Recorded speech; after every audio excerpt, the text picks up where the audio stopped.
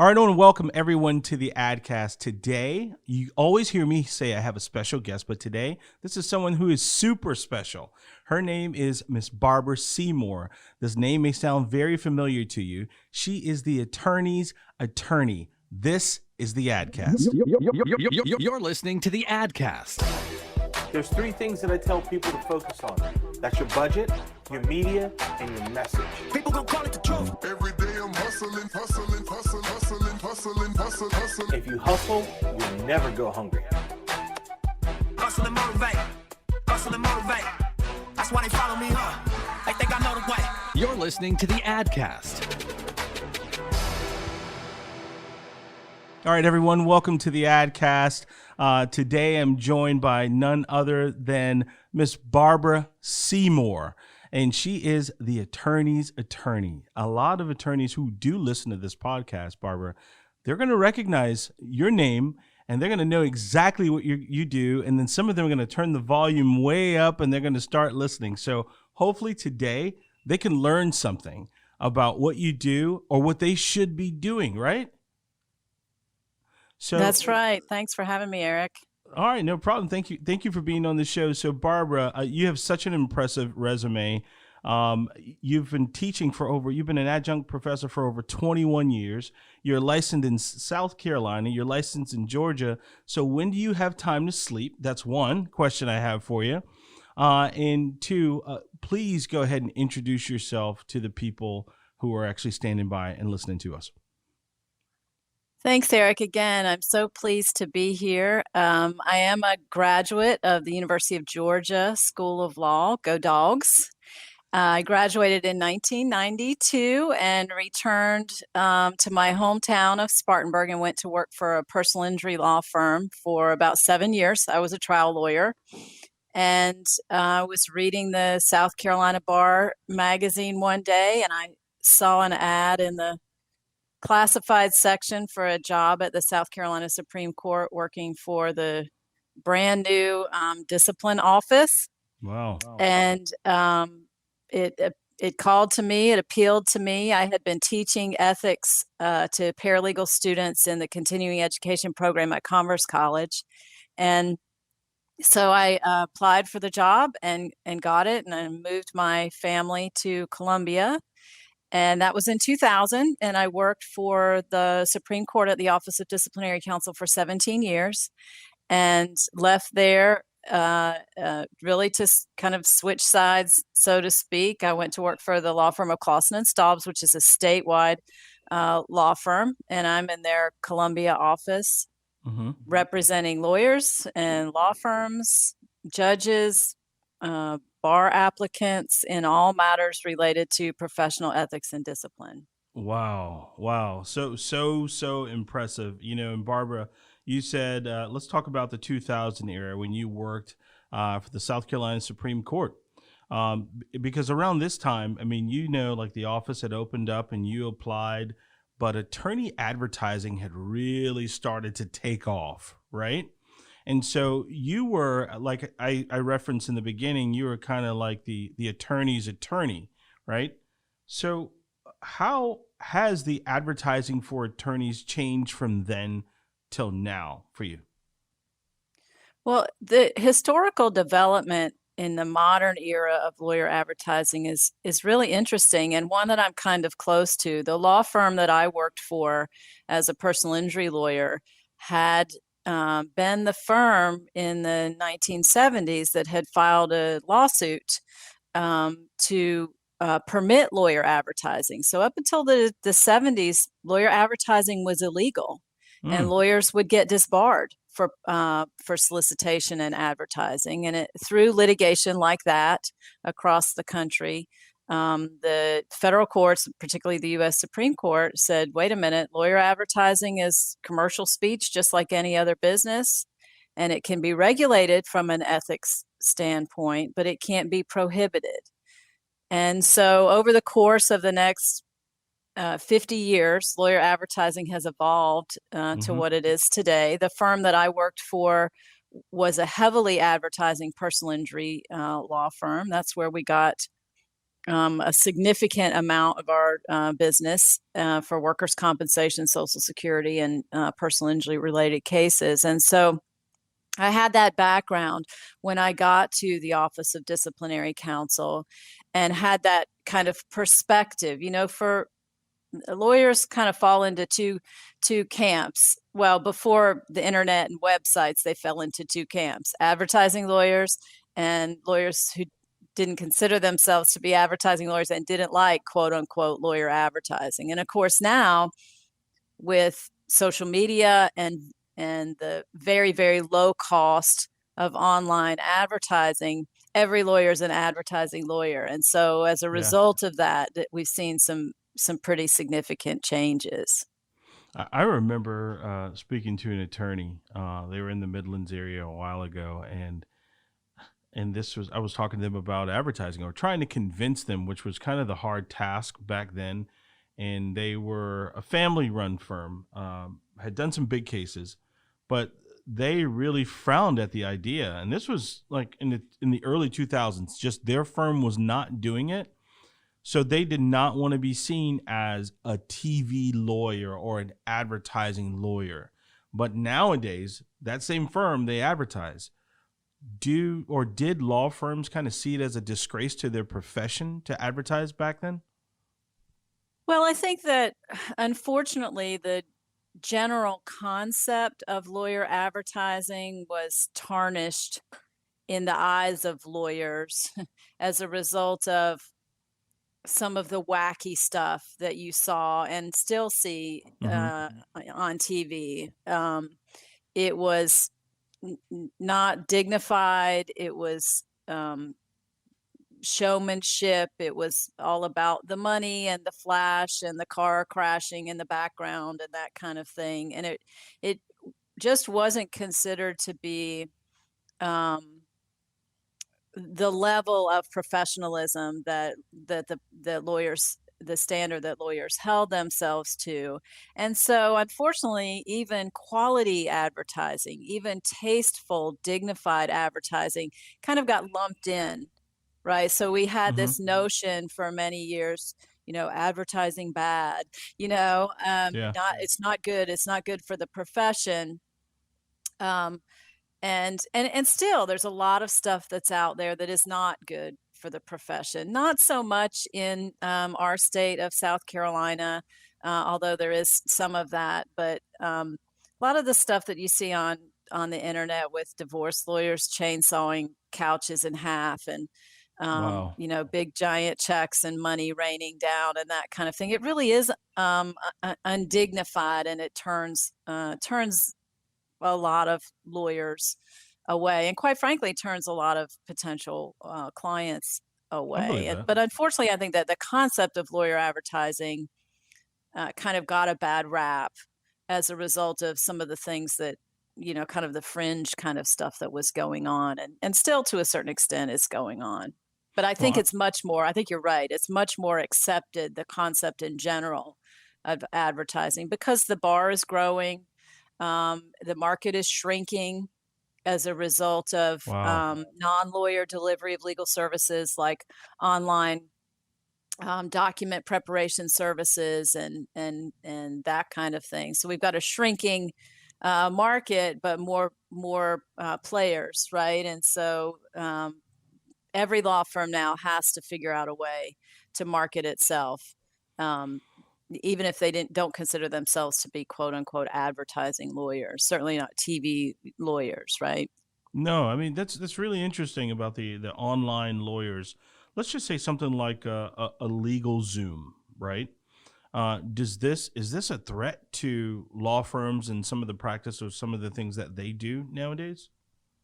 I don't think that it's a threat. I mean, I think if you ask, I think probably 95% of lawyers, if you ask that question to them, they would say, yes, this is a threat. We have to put a stop to it. It's going to put lawyers out of business. It puts clients at risk because they're just kind of getting a one-size-fits-all package, and their interests and rights are potentially at stake. But I kind of look at non-lawyer legal services a little bit differently. I think it's a terrific opportunity for lawyers to find ways to streamline services, reduce the cost of legal services, partnering with some of these non-lawyer service providers, so that you can put a package together of services for a client where maybe it's more affordable, and sometimes even a higher quality. Lawyers can significantly reduce their overhead costs. True. I see that online forms that you can buy for $99 or something like that really is kind of a starting place as opposed to a final product, but it puts you your starting line way further ahead, right? If you've already got the If you're already set drafting up and the already. research and that kind of thing into a product, and then you take that and you go from there. I tell my paralegal students, a lot of times for their written assignments for drafting and things like that, they want to take a shortcut and maybe download a sample off the internet or pull a sample from, if they're working in a law office, from their computer at the law firm, and then just kind of stick some names in there and print it out and turn it in as assignment. And I tell them that that's fine, but that's your starting place, right? You have to then put your knowledge and experience and your particular facts of your particular client's case to produce a high quality product. You're just doing it more efficiently with a form document.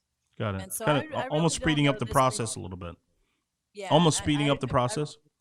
Yeah, the resistance to welcoming innovation, particularly technological innovation, into the legal profession, I think it's short-sighted. I really do, because people are going to embrace technological developments and advancements. And if lawyers resist it rather than figuring out a way to capitalize on it, I think it's a mistake. Yeah, that's such an interesting segue there, because the same thing's happening almost in like the automotive industry, where you have the Vrooms, the Carvanas, and they're providing the online dealership or the online services, whereas like the car dealers are more used to like the traditional way of doing things, like some of the lawyers are. So it's like you have to adapt, because this is, like it or not, this is going to be the new way. You have to find your way to get into it. Am I wrong here, Barbara? No, you're exactly right, and that's a great analogy. When I talk to lawyers about the future of the profession, I say that the train is coming, and we're either going to be driving it or we're going to get run over by it. Right. And so, how effective do you feel attorney advertising is today? Because we talked about the people sawing the couches in half, and I promise you that's not an ad that we've done, Barbara. But how effective is it today, or to be able to attract people, or just make someone say, you know what, I want to be with that firm? Well, my undergraduate work is in marketing, right? And so one of the things that they teach you in marketing school is about branding, right? It's about name recognition, and it's about reaching your target market. And there are just so many options available to law firms now when it comes to advertising. So I think that it's extraordinarily effective. Is a TV spot during Judge Judy going to be effective for you in your practice? Maybe, maybe not, right? I mean, it's not one, there's not just one option of whether it's a TV commercial, a radio spot, or a print ad in a newspaper or something like that. Now there are just so many ways to do creative branding, to instill that name recognition, and to reach your target market. It's just not it's kind of unlimited. And I think it is effective. You just have to figure out, who is it that you're trying to reach? What message do you want to send?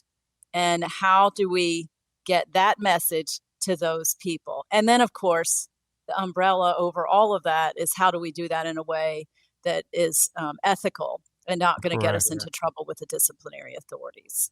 Let's talk about, we're going to take a break, and then I want to come back and talk about not getting into trouble, because that you have a lot of experience in that part. So let's talk about that. We're going to take a break and come right back with Barbara Seymour. This is the AdCast. Hey, I'm Eric. You may wonder exactly what it is. Hey, I'm Eric it's me. It's me just giving you the authentic, the real, the 100% me, right? There are teams that I work with, VIP Marketing, which is one of the best marketing agencies in the country. And then there's also Craft Creative, which is also one of the best creative teams in the country. And here I am in the middle. I'm the guy that you want to be able to hire to come and speak at your next event, talk to you, or coach your team through whatever you're going through. So the next time you're thinking about how to get through what you're going through, go to heyimeric.com.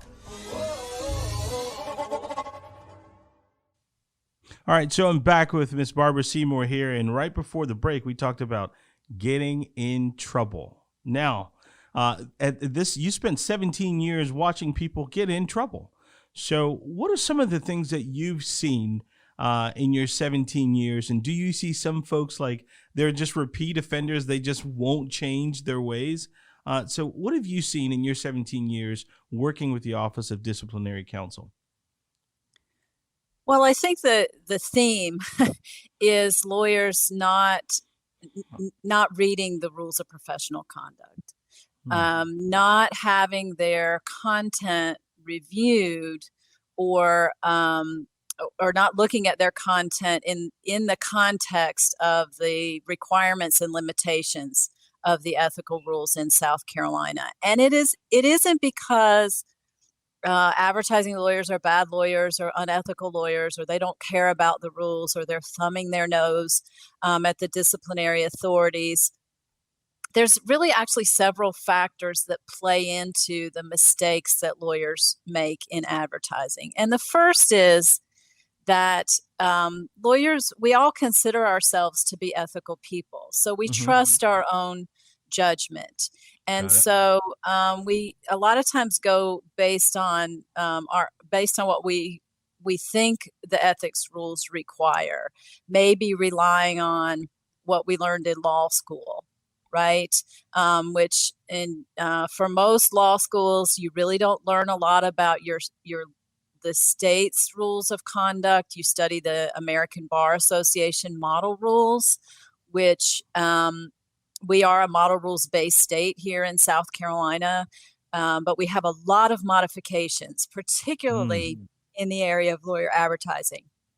So relying on what you learned, if you even studied lawyer advertising in your professional responsibility class, you probably studied the model rules, and those are just not particularly helpful for the South Carolina advertising lawyer.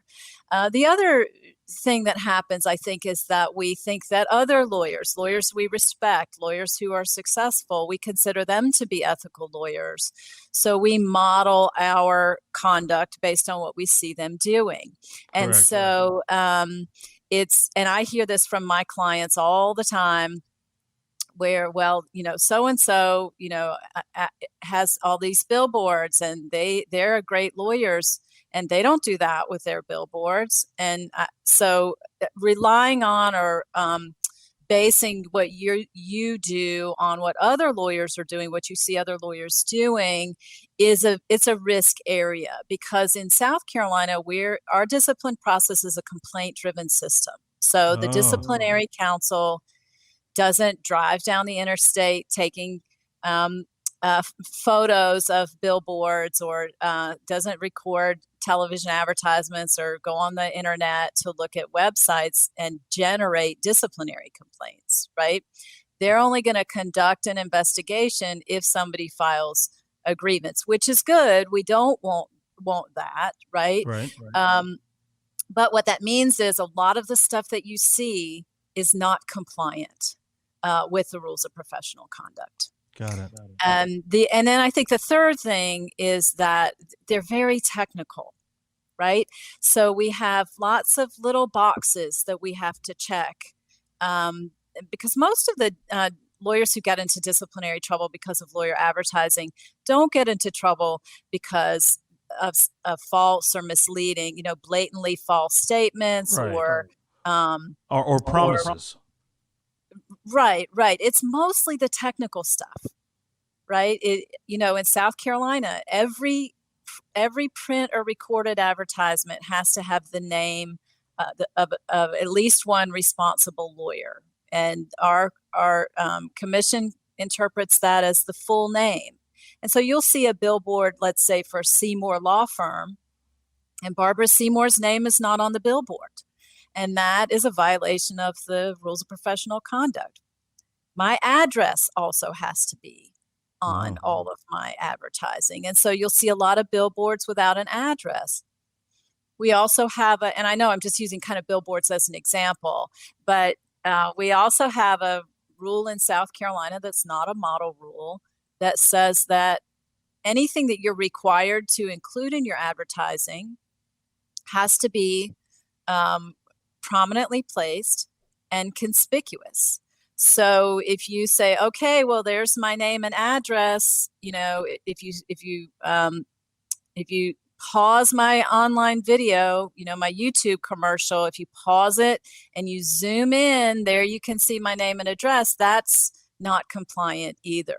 So we have a no fine print rule in our advertising. And it's those technical things that get lawyers into trouble. And when I say trouble, the second part of your question was, do we see the same lawyers over and over again getting disciplined?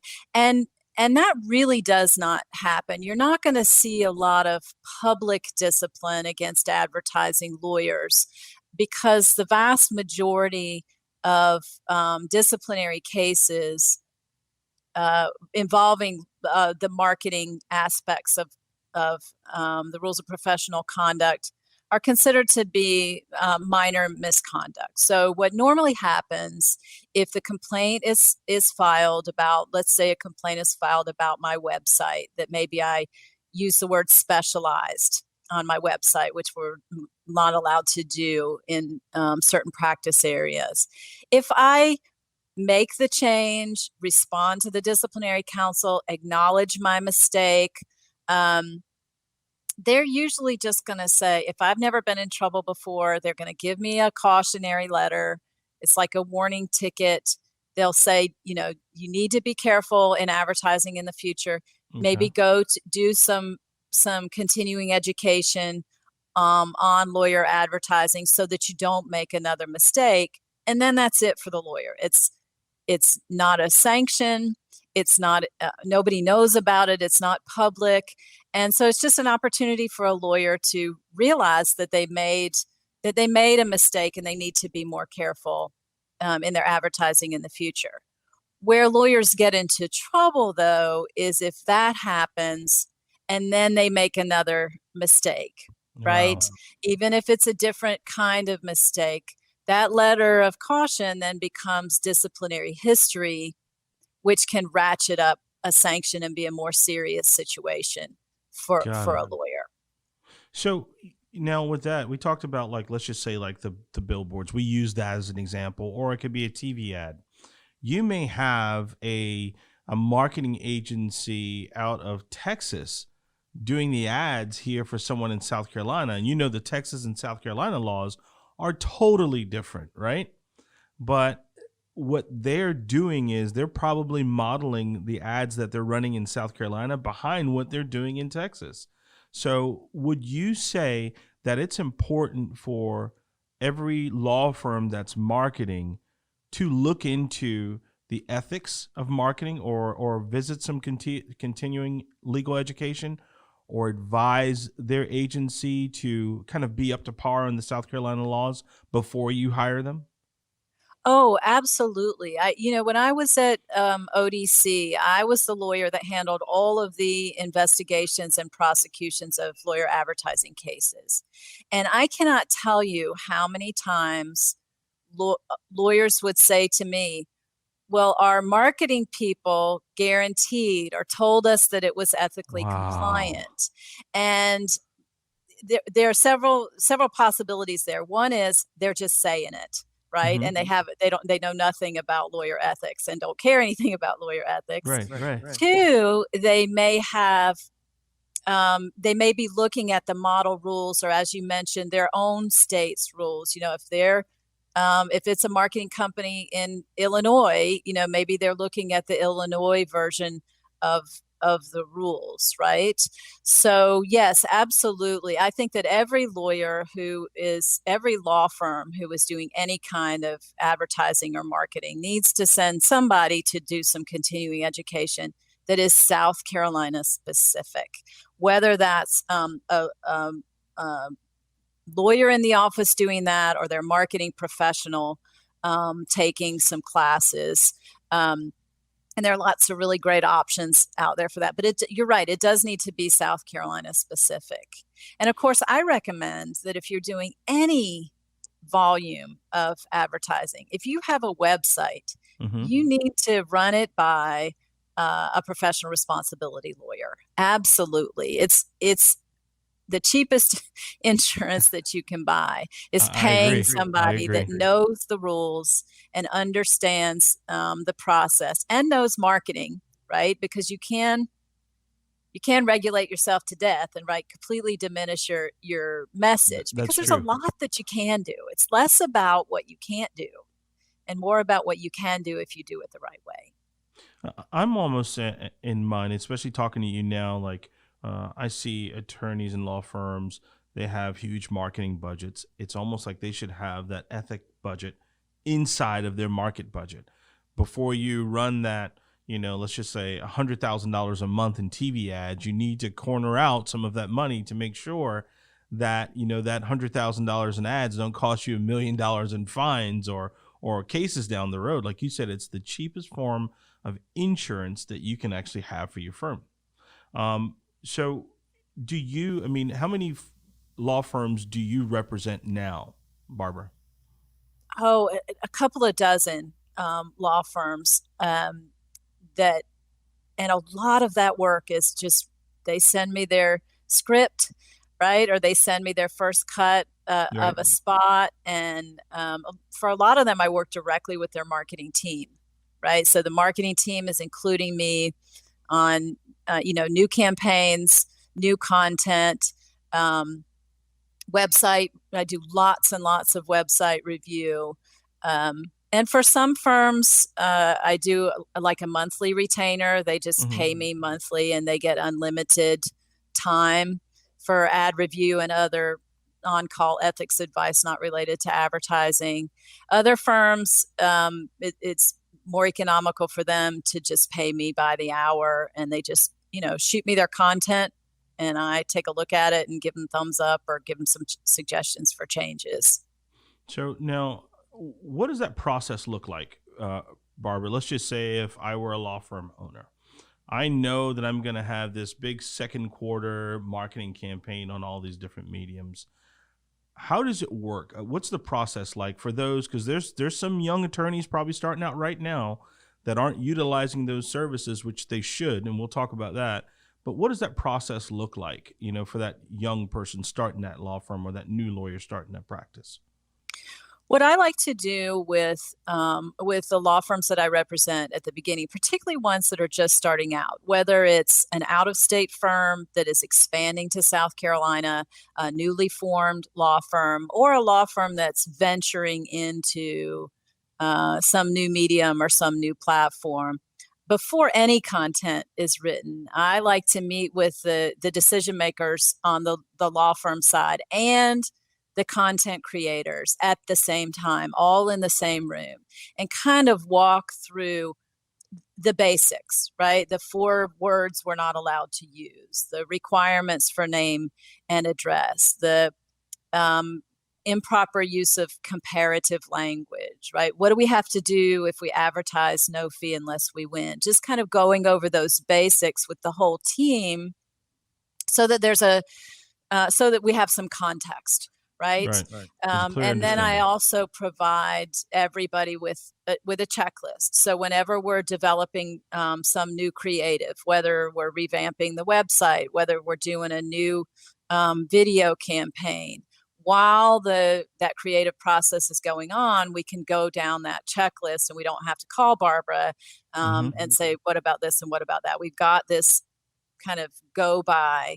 And then, as I like for my clients, again, to send me a script, to send me a storyboard, to send me some options that they're considering early on in the creative process.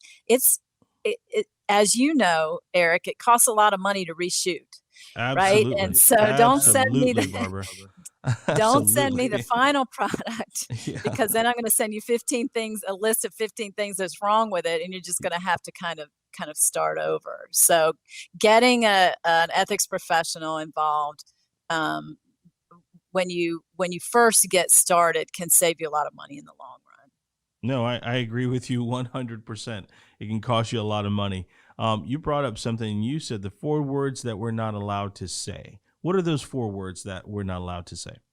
In South Carolina, a lawyer's not allowed to use any form of the word expert, specialist, certified, or authority unless they have a certification of specialization through the South Carolina Supreme Court or through an outside organization that's been vetted and approved by the Supreme Court's Commission on CLE and Specialization. And there's a finite list of practice areas where lawyers who are willing to put in the work and take the exams and have the requisite experience can get themselves certified. And then they are free to use those words in any form that they want to related to that practice area. So that we have no specialty for personal injury. We have no specialty for workers' compensation. We have no specialty for criminal defense attorneys. And so a lot of what you would consider to be active advertising practice areas, these are pretty much no-go because there's no certification opportunity for them right now. Of course, there's always, for these practice areas, if a lawyer is in a specialty practice area and they want to put in what it takes to get certified by a bona fide certifying organization, we're not talking about like some best lawyers or super lawyers or something like that. It's practice area specific. They can always petition the commission to vet that certifying organization so that they can be free to use those words and advertise themselves as specialists. But it is smart to do it beforehand. Trust me, Barbara knows, like, if you go out, as a law firm, if you go out and you film this high-end production, you don't want to find out afterwards from Barbara or someone like Barbara to say, well, this is great and it looks great, but you have to reshoot it because it's all unethical. Save yourself the time and the money and call Barbara. Gosh, I can't explain that enough. I want us to go ahead and take a break, but we're going to come back. And I want to talk about the new medium, because back in 1979, when these laws were coming out, or even in the early 2000s, we didn't have a lot of social media then. So I want to talk about that and take a break. This is the AdCast.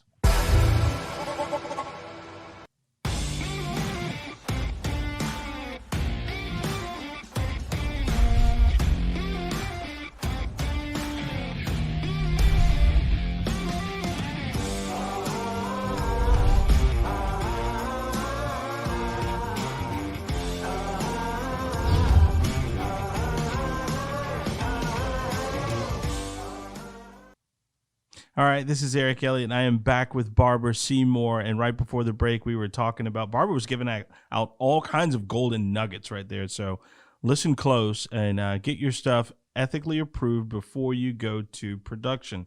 Can't say that enough. But right before I led in to this break, the last break, we were talking about social media. This is kind of the new wave now. And I see some law firms, they are utilizing it. And while some other firms, they just don't know it. But how much has this come into play now? Is this just kind of more for you to have to pay attention to? Or how are the laws different between the media, the new media, which is social and digital, versus the traditional media? Well, let me start by saying that it's all advertising, right? It's all subject to the rules of professional conduct. It doesn't matter that it's something new that didn't exist when the rules were written. Marketing is marketing, and whatever platform you choose, the rules are going to be exactly the same. Now, I can tell you that it makes it a little bit more complicated when you're advertising using platforms like Twitter, platforms like Facebook, and other digital media. If for no other reason, we have a requirement in South Carolina that you have to maintain a record of all of your marketing for a period of 2 years. And so one kind of fundamental tip that I have for lawyers who are using digital marketing is securing a copy of whatever they're posting, whatever they're pushing out in their record of dissemination, and maintaining that for the 2-year period that's required. So if there's a disciplinary complaint filed about a lawyer's billboard or TV advertisement, something like that, it's not outside the realm of possibilities that the disciplinary counsel will request a complete copy of the lawyer's 2-year record of dissemination, and they will expect everything. So making sure that somebody is responsible for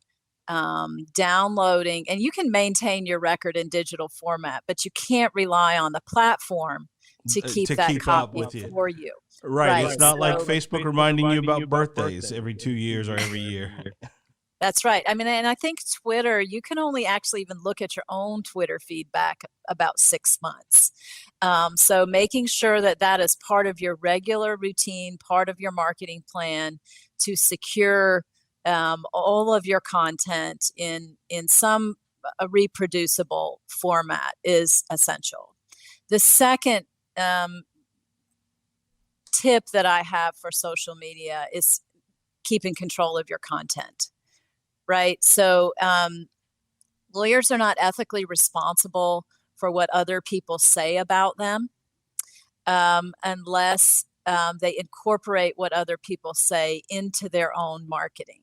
So a great example of that would be if I'm involved in a high profile case and I win my case, and the newspaper interviews my client, and my client says, "Oh, she's the best attorney in South Carolina." Well, the newspaper's allowed to publish that statement, right? But if I then link that newspaper article to my website, or I share that article on my social media platform, I've now incorporated that statement into my marketing, and it's now subject to the rules of professional conduct. And saying that I'm the best lawyer in South Carolina is a violation of the rules. So it does get a little bit more complicated. I recommend to my clients that they, whatever digital platforms they're using, that they not allow comments. And I know that this probably, Eric, as a marketing professional, you probably just got, you already knew. In your teeth, right? You already knew. But you have to be super careful. If you're going to allow the public to comment on your Facebook posts, then, or on your YouTube videos, right? If I post a video to YouTube, I've got control over comments. I can turn them off or leave them on. But do I have the resources to pay somebody to monitor that, to make sure that nobody is saying something inappropriate? Nobody's saying something that would violate the rules of professional conduct. And really not just from an ethical standpoint, but from a marketing standpoint. What if I've got a disgruntled client out there, right? Absolutely who takes that opportunity to talk about how terrible of a lawyer that I am? Or if I've got, you can't put it past somebody who might be mad at the lawyer in their personal life, or a competitor, I hate to say it, posing as a disgruntled client. And we see this, regardless of what business you're in, if you do something that's unpopular, or if somebody decides they don't like the soup that you serve them, they'll come after you on Yelp and places like that. And so your online marketing needs to be focused on pushing the message out, right? Not focused on what all these great things people are saying about me. Likes, fine, that's great. Shares, fine, that's great. But controlling that content. And I know it's hard from a marketing professional standpoint to say we got to cut off the comments, but I think that's really good advice. It's the best way. I mean, it makes sense. So now you said, like, when you're doing the digital ads, the TV ads, the billboard ads, you always have to have a responsible attorney or the proper disclaimer depending on what you say. So if a law firm just makes a post, do they also need to put up a disclaimer and have a responsible attorney there?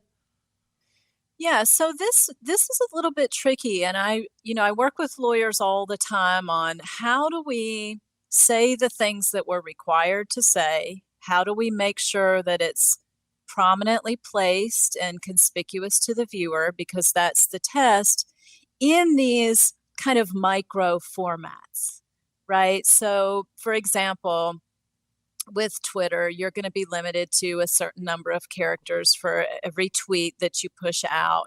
Correct. How do I get my name and my address in that limited space content? And so for Twitter, for example, my recommendation is always to have your Twitter handle or your username be your actual name. Right. So it's always on there. You can check that box, right? Without even any effort, you can check that box. And then you've got the added benefit of name recognition. Okay. So then you've got to figure out, okay, how do I get my address? How do I get other disclaimers and disclosures in there?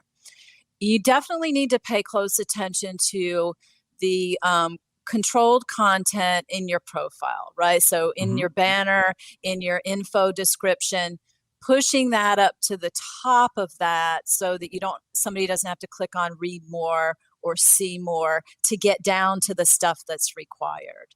And there's clever and creative ways to do that, right? Or put it in your bio. Put it in your bio. Make sure that even in some of these limited space platforms, people can see who is responsible for this and where do I find them. And really the reason for the disclosure of the address is it really is for a consumer protection reason. It's not just to make the life of the content creator more difficult, So say I'm a lawyer in, Sumter, and I'm trying to make a living for myself in Sumter. And then these, big law firms in Columbia are, putting up all these billboards and putting all these ads out on my local network and things like that. Well, the people of Sumter need to know, if I hire this lawyer, I'm hiring someone in Columbia. Right? And that's fine. Okay, gotcha. Right? They can do that. That's fine. But they're entitled to know where their lawyer is located, where their file is going to be handled. If I need to see my lawyer, am I going to have to drive to Sumter? And so that they have a choice. It's all about information that's necessary to make a reasonable decision about who to hire as a lawyer. So on the surface, it might seem like, well, I've got to cram my address, my geographic location into every ad. There's actually a really good public protection reason for that. Wow, I think that's very insightful and enlightening too. I've even had that come up across. Wow, you heard that, Barbara? That means it's a lightning round. We're going to go into a lightning round. So, and in this lightning round, I want to ask you some questions on the different media. There's no right or wrong answer. I'll ask you about television. You tell me your thoughts about that medium, right? And I'll ask you about radio, satellite radio, all these different topics. And you just give me your thoughts on how you think these mediums are great, or the pros and cons of each of those medias, especially in your industry. Okay? Okay. You ready? Yes. Television. Television, I think, is you got to be very careful with your television dollars, right? You've got to absolutely make sure that you're getting that bang for the buck with TV because um, it's a limited market. It really is. So many people don't watch TV. They're streaming their entertainment. People who are watching TV, they're fast forwarding through the commercials. So you got to be really smart in making your buying decisions and where you're going to put your money in TV these days. It doesn't have the impact that it had 15, 20 years ago. Radio.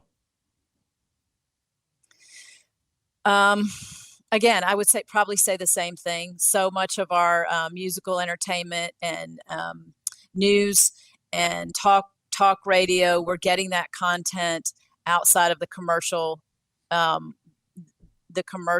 platform. So again, you got to very carefully select the programs that you want to advertise on radio to make sure that the people who are hearing your ad are the people that you want dialing your number. This is going to be a blast from the past. You ready for this one? Yeah. My wife and I got this over the weekend. We had a phone book that was delivered to us. How about the phone book? Is that still effective? I got a phone book. My son said, "What is that?" It's I have some of the most technologically advanced kids.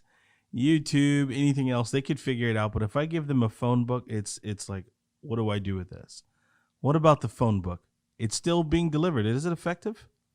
Yes, I think for some target markets, print generally, phone books specifically. I think that if you do work with the elderly, I think if you do work with immigrant populations that maybe they are using a Spanish language telephone book or something like that. I just think you got to figure out where those books are going and what they're being used for before you put up the money for any print advertising, but phone books in particular. It depends on your practice area. Social media. 100%, absolutely. Every lawyer should be on social media in some form or fashion. I think any lawyer who's ignoring the value of social media is making a mistake competitively. I agree with you. I have said to multiple attorneys that you should use and utilize these social media outlets and see them as the same way that you see ABC, CBS, Fox, and NBC. That's the same way you should see Facebook, Twitter, Instagram, Snapchat, all these different outlets out there for you to be able to utilize. And I agree with you 100% on that. Yeah, regardless of whether you like it or not, that's where your potential clients are. That's where they spend time. If you're on social media, you are either going there to be, you are the entertainment, or you're going there to be entertained. It's one of the two, and you have to figure out which one you are. How about Google Ads? I think that Google Ads, again, depending on your practice area, Google Ads can be very beneficial. Again, top of mind, name recognition. If that's popping up every time somebody does a Google search, that it certainly can't hurt you. I think you have to be super careful with Google Ads because you've got a little bit less content control. Sometimes a lot of lawyers say, okay, they just turn over to their marketing professional. Right. Buy what you can buy. You create the content, but that we actually have a Supreme Court disciplinary case in South Carolina that says that pop-up ad that comes, I don't know what you call it, if you call it a pop-up ad, but the search results ad that comes up is an advertisement and must contain all of the required disclaimers and disclosures and cannot include language that's prohibited. So if you've got if you've got a Google ad that comes up in search results that says no fee unless we win, and then it doesn't also explain how that fee is calculated and whether or not costs are reimbursable, then you've got a little ad that violates the rules. So you do have to be extra careful, extra diligent with content creation. It might seem like a minor little thing we don't have to worry that much about, but the smaller the format, the more limited the space, the more ethical scrutiny we have to give it. I think a lot of attorneys don't know about that part. I'm telling I you. use Google all the time, and I agree with you 100%. I There's think a lots of lot them that don't don't know do about that part. Man, Barbara, you have been a fantastic guest today. You've been a fantastic guest today. Thank you so much for the Thank you. It's conversation. been my pleasure. I want people to know how to get in touch with you and how they can find you and seek out your knowledge in this matter. So how do they find you, Barbara? Best way to find me is by email. My email is barbara@cslaw.com, CS as in Clawson and Staubes. They can go to clawsonandstaubes.com and find my profile, learn more about me, and have my contact information. And then I give anybody and everybody my phone number, 803-904-1458. Awesome. I'll make sure we put that phone number, the website, and your email address also in our show notes as well. I want to thank everyone for listening. Thank our guest, Barbara Seymour. Thank our production and content team, Craft Creative, for providing this. If I can get a round of applause for Craft somewhere. All right. Awesome. And I want to thank everyone for giving us their most valuable asset, which is their time. So thank you again. And thank you to my guest, Barbara. This is the AdCast. Copyright VIP Marketing and Advertising, produced by Craft Creative. For premium video production and graphic design, visit WeCraftCreative.com.